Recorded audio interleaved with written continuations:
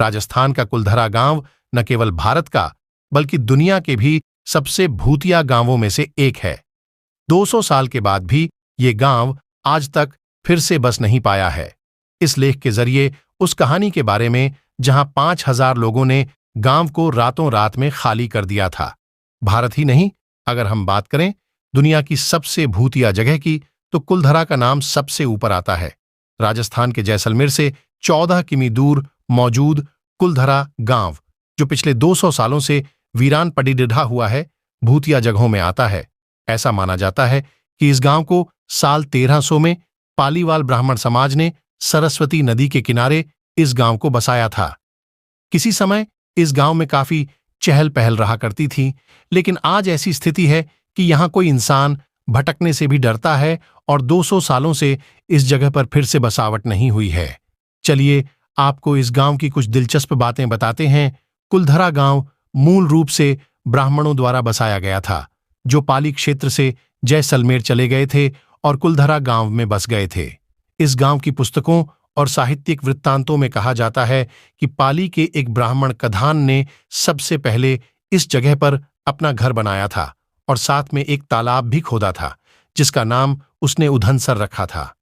पाली ब्राह्मणों को पालीवाल कहा जाता था।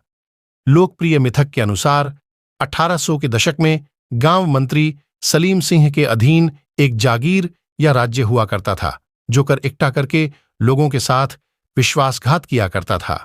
ग्रामीणों पर लगाया जाने वाले कर की वजह से यहां के लोग बेहद परेशान रहते थे।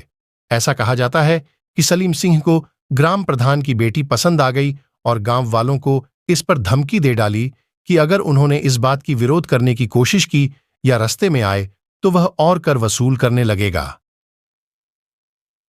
अपने गांव वालों की जान बचाने के साथ साथ अपनी बेटी की इज्जत बचाने के लिए मुखिया समेत पूरा गांव रातों रात फरार हो गया। गांव वाले गांव को वीरान छोड़कर किसी दूसरी जगह पर चले गए। ऐसा कहा जाता है कि गांव वालों ने जाते समय गांव को यह श्राप दिया था कि यहां आने वाले दिनों में कोई नहीं रह पाएगा। कुलधरा गांव अब भारतीय पुरातत्व सर्वेक्षण द्वारा संरक्षित तरीके से रखा जाने वाला एक ऐतिहासिक स्थल है। पर्यटक यहां घूम सकते हैं और उस समय के दौरान ऐसा क्या हुआ था जैसी झलकियां आपको यहां देखने को मिल जाएंगी।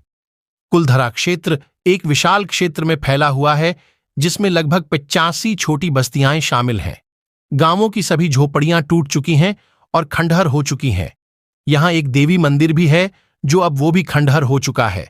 मंदिर के अंदर शिलालेख है, जिसकी वजह से पुरातत्वविदों को गांव और इसके प्राचीन निवासियों के बारे में जानकारी इकट्ठा करने में मदद मिली है।